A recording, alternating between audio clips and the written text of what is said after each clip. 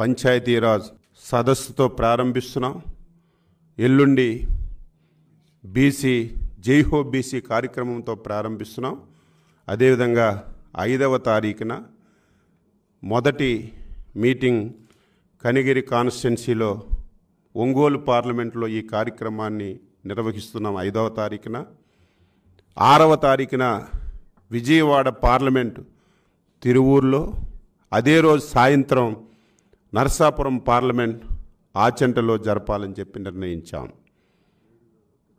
9వ తారీఖున Tirupati parliament వెంకటగిరిలోను, Nandyal parliament ఆళ్లగట్లో 2 సమావేశాలు నిర్వహించాలని 9వ తారీఖు నిర్ణయించాం.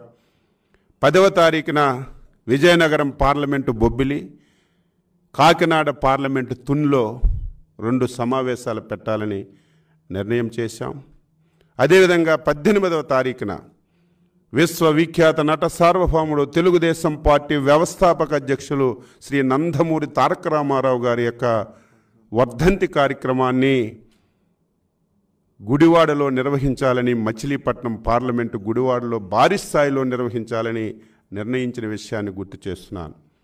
19వ తారీఖున జీడీ నెల్లూరు, చిత్తూరు పార్లమెంట్లో జీడీ నెల్లూరులో చేస్తున్నాం. అదే రోజు సాయంత్రం కమలాపురంలో, మన కడప పార్లమెంట్ కమలాపురంలో అదే రోజు సాయంత్రం చేస్తున్నాం.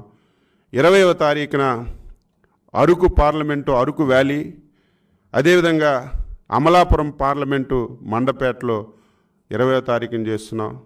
24న రాజంపేట పార్లమెంటు పీలేరు, అనంతపురం పార్లమెంటు ఉరవకొండ.